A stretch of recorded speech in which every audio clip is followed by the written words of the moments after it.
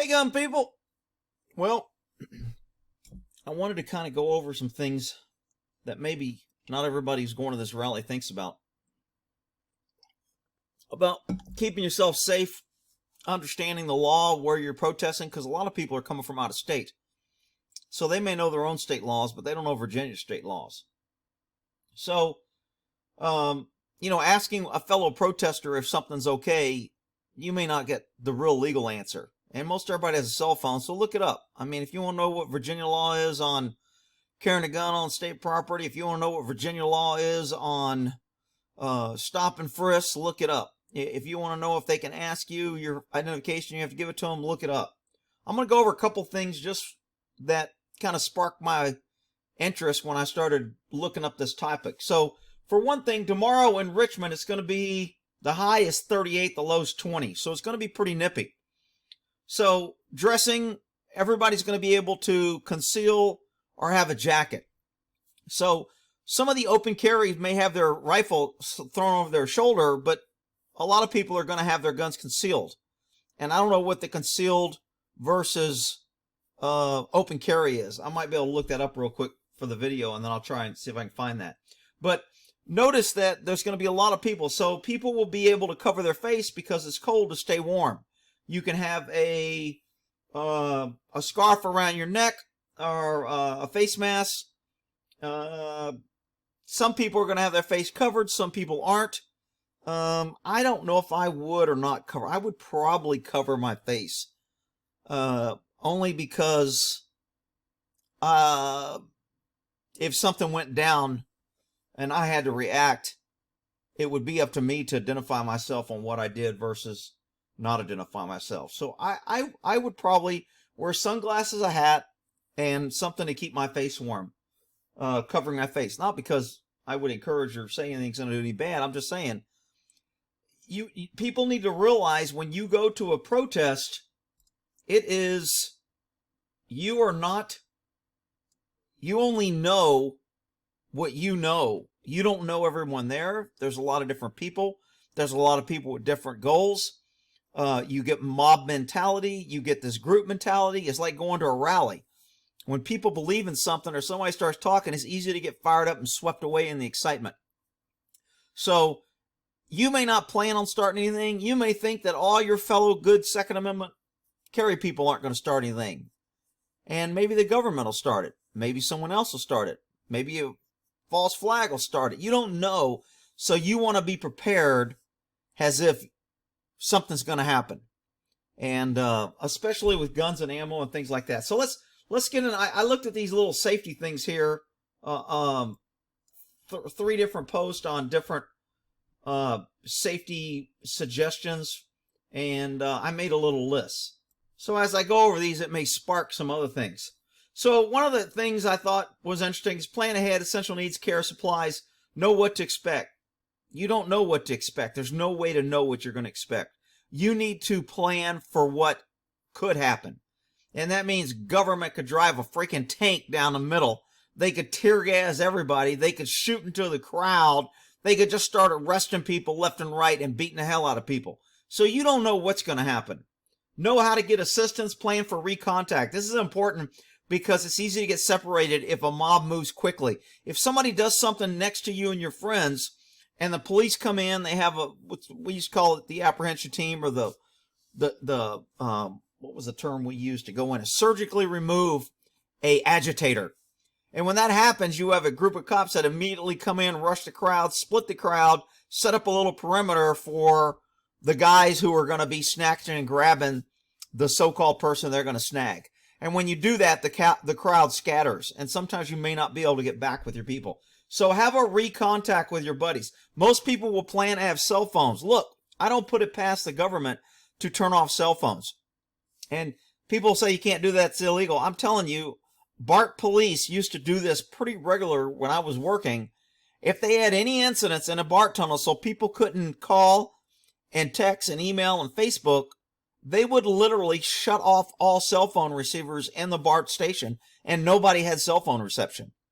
And it was common practice. And as far as I know, the courts have not ruled that government can't do that. They're already shutting down GPS. They've already restricted the airspace so drones can't fly with cameras and give you some sort of video coverage on what the government's doing. So the government is taking several steps to make this a military operation. If you're going there, you better have that mindset. So be calm and focused when things are intense. Yeah, that's easy to say until bullets and tear gas hit you in your face. React to danger and warning signs sooner than later. That's really good advice. You can usually tell when government gets antsy, when they start moving troops, when they start gathering, when a group goes together, when you see a leader or a truck moving. You can tell the warning signs when government's planning to act. You need to react to that before government does. Watch for signs of physical or mental problems in yourself or others. Cool down others. I'm not sure I would be cooling down others or trying to stop other people. You get in the middle of stopping somebody and then you're focusing on them, and the next thing you know, 14 bootleg jackhammer, 14 heroes, police with badges come in to save you, and now you're trying to calm the bad guy down, and suddenly you're taking the ground or hitting the back of the head or pepper sprayed or tasered. So I'm not a real fan of cooling other people down.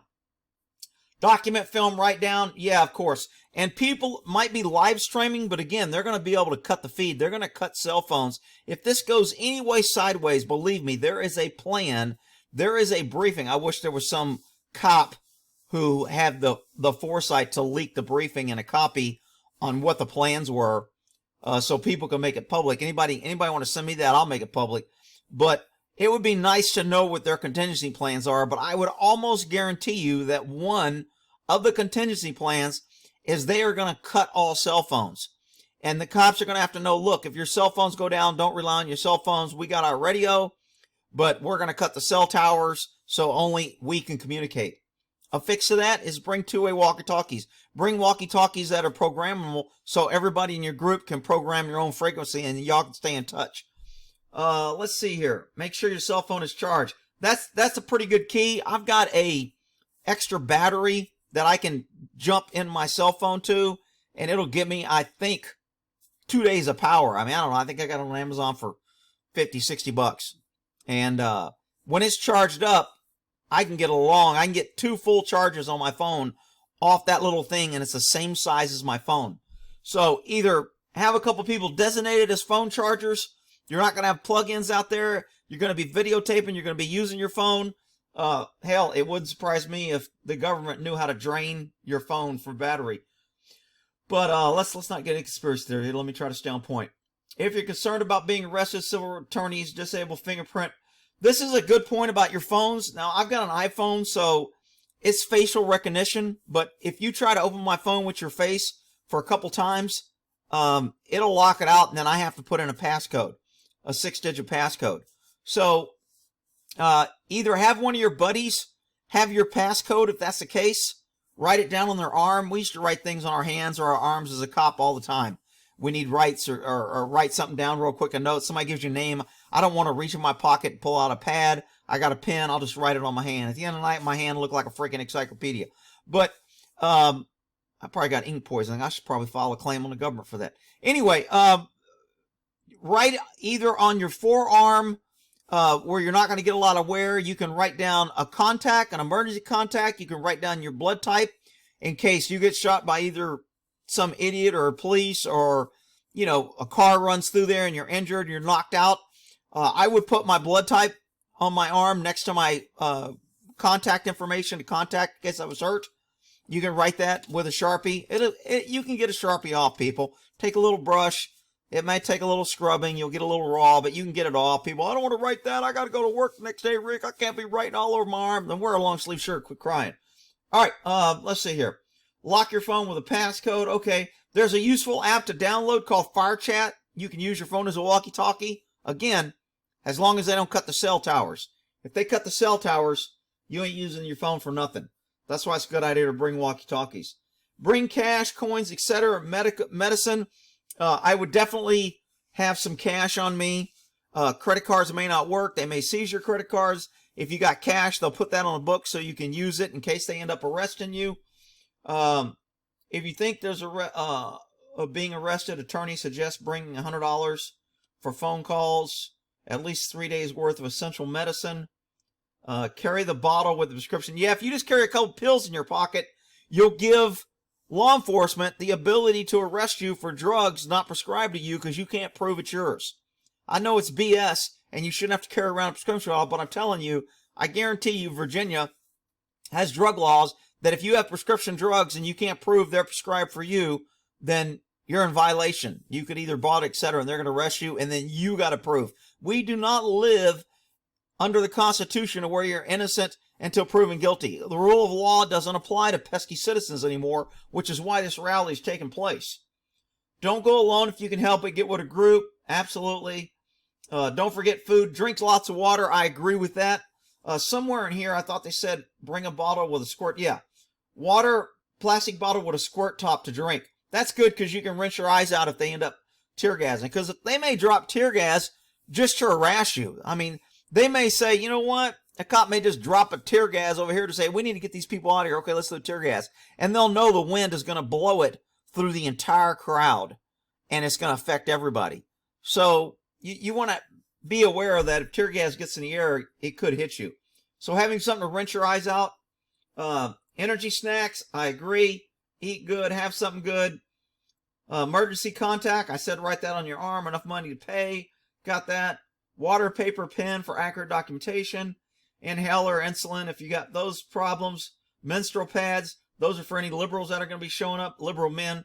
Avoid using tampons. I would have a couple tampons in a first aid kit for a bullet hole, but that's just me. If you're arrested, you may not have a chance to change. Basic first aid kit. Wet wipes. I like wet wipes only because if I have to use a public area, you can fold a couple. We used to take those in the military in our bag. We'd call it a wet wipe shower out in the field. If we couldn't get to shower, you can wipe off your feet and other areas and remove some funk. So wet wipes are good. You can put 5 or 10 in a Ziploc bag.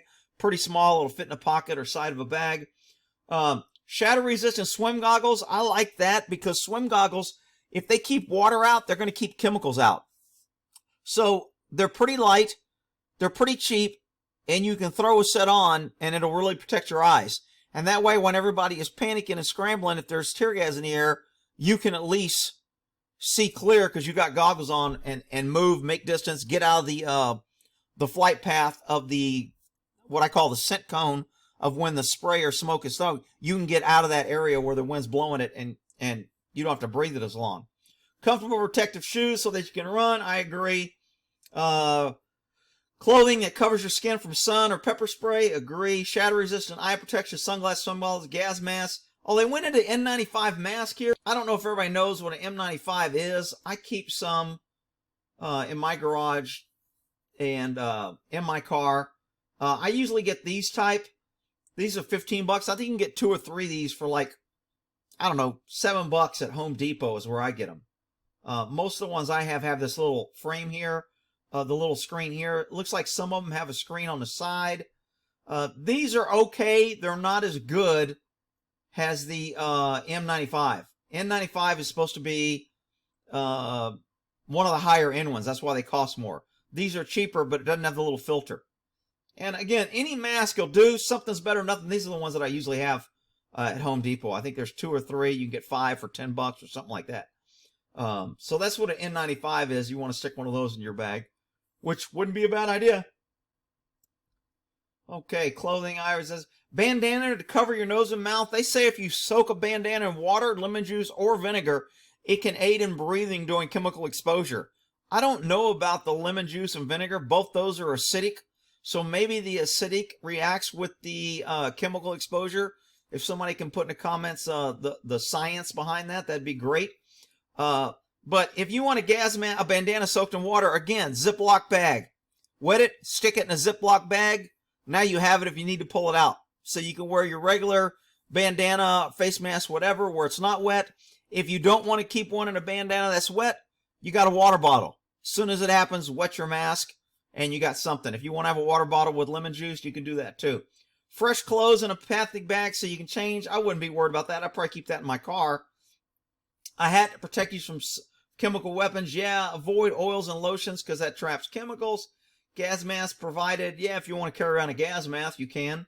I'm sure somebody will have those strapped. Stay calm. Panic increases irritation. Yeah, that's easy to say till you're put in a damn room with a freaking chemical, and then they tell you to take your mask off and you got to recite the alphabet. Yeah, you think stay calm. Blow your nose, wrench your mouth, spit, cough. Yeah. Flushing, freedom of expression. Yeah, you're so free to express assembly that they've made it a no-gun zone. They made it a no-fly zone. They restricted airspace, and they're probably going to cut cell towers, and they've killed GPS. But you're free to assemble. Don't worry about it, pesky citizens. Freedom from excessive force. Yeah, sure it is. Right to medical. Right to medical is usually pretty good. Most cops don't want to get sued if they deny medical. If you're in any type of contact with the police, you need to start having chest pains and tell them that you have heart problems. And that will delay them. That will cause them to take you to the medical. They will have to call the ambulance. They will have to escort you to the hospital. They will have to take a lot of time, and it takes out their ability and numbers. So anybody that gets arrested or handled by the police, fall down, say you're having chest pains and you have a history of heart problems. Make them take you to the doctor. If they take you, they pay. Freedom of arrest and detention. Yeah, right to complain. Sure. And I will say, absolutely file a complaint. If you have video, every time you see something, you need to flood Virginia with complaints on any law enforcement thuggery. Let's see what else I want to cover here. Okay, a quick search on the gun laws here. This is Wikipedia. This isn't a legal thing, but open carry of a handgun without a permit is legal in Virginia at the age of 18. So, concealed carry of a handgun is allowed for persons who hold a valid concealed permit. So this is where people are going to get tripped up, and the cops are going to be able to manipulate the law and harass you. If it's cold and you're open carry on your hip and you put a jacket that covers that gun, now you're in violation of law unless you have a concealed handgun permit. Now, whether or not a concealed hand permit from another state is recognized by Virginia, that's another issue. Again, know the gun laws if you're carrying guns there, and I'm sure most of you who are going to go or watching me will do that. This is from an attorney's website in Virginia, criminal defense attorney, and he says if you're stopped on a street, it is lawful, despite common belief, that law enforcement officer to stop you on a street for no reason. It is lawful for cops to stop you for no reason. They can ask you questions, ask for ID, even request to pat you down. This is known as a Terry stop. Well, a Terry stop, they have to articulate why they need to pat you down. They either think you have weapons, you're engaged in criminal behavior. There's other things at Terry stop. So this attorney kind of made it like they can do it for no reason. I'm not sure I agree with that. Under this case law, the officer may conduct a brief talk in private. Terry stop may ask the officer for leave. Okay, I looked up somewhere else whether Virginia is a stop and ID state. And from what I read, cops need PC or reasonable suspicion in order to contact you. They have to believe you're engaged in some sort of criminal activity. They cannot, it is not a stop and ID state. They can't ask you for ID for no reason. Now, do you want to get in an argument about that, or is it easier to show me ID and move on? Regardless of why or what police contact you have, my advice, I want an attorney. Am I free to leave? I'm leaving. You don't have consent to search me. You don't have consent to detain me. Either you have lawful right, and I would like to know that, or I'm leaving. That's what you need to say. Always work in, I want an attorney, and I wish to remain silent. At that point, any questions they ask you pertaining to any criminal investigations will not be allowed, because they are not allowed to question you once you request a lawyer. Now, people think that you have to have your rights read to you before you can request a lawyer. That's not true. I can request a lawyer, and the cops are going to go, well, I haven't even read your rights. What do you need a lawyer for? I mean, you don't. And then they get you engaged. Then you start answering. Now they have you in a conversation, and now it's going to be harder for you to say that you want a lawyer and you chose to talk to them. So shut up. I'll refer to my one video about shut the hell up. But anyway, I want everybody to have a good, safe trip. I think this is important. I'm glad they're doing it, but I don't put anything past the government. Government has all the power. Government has the ability to escalate. They got the power to lie. They got the power to cut the cell phones. They have the power to roll tanks in, automatic weapons, tear gas, tasers, drones. When they say they restrict the airspace, guess what? Government's exempt. When they say there's no guns, guess what? Government's exempt. This is about a tyrannical government crapping on the Constitution. And the Virginia people are standing up, and everybody that's going there is helping to assist them. But unfortunately, elections have consequences, and I know all the Virginians go, we didn't do it, it was Soros. You know what? Evidently, you're making your state too easy for liberals to come in and take over.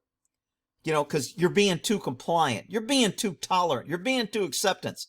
I'm telling you, when I run into a freaking liberal in Texas, I tell them, I think liberalisms are idiots. I don't know why you're here. Why don't you go back to one of your damn liberal states? I got no time for no liberals, and I don't hold no punches. Everybody knows where I stand. I am not going to be tolerant and say, oh, there's things we can agree on, and you're welcome in Texas, and we love all people. Screw that shit. You let them move in, and they destroy the damn state. And that's what happened in Virginia, because you made it so easy that I'm laughing at Smokey. He's chasing my mouse because I was moving my mouse, so now his paws grab me. Smokey, say hi to YouTubies. All right, so anyway, hey, I wish everybody good luck. Plan ahead. Be safe. I'll be watching. Oh, there was something else about what radio station this was going to be on. Here we go. Here's one of the comments they put on. The event will be broadcast live on WRVA Radio 1140. Now, I just checked with Alexa, and all I told her to do is play WRVA Radio, and it came on. So I'll be listening to it on Alexa tomorrow. The event runs from 8 a.m. to 1 p.m. Speakers will have been rally at the Capitol Steps at 11 a.m. So tomorrow, pretty much my day is going to be trying to track and get information out. I will try and track my email at HorseyGuy@Yahoo. And HorseyGuy is no E. HorseyGuy@Yahoo.com. So if you want to send me something that you want me to get out, send to that, and I'll check that email for all new emails tomorrow. I've got 4,000 unread emails in there, so the new ones go to the top, so I'll be checking all day for that. And good luck out there, guys. We'll go ahead and end that there. Carry on. Keep your powder dry. Don't tread on me. Come and take it. Remember the Alamo. All right, we'll end it there.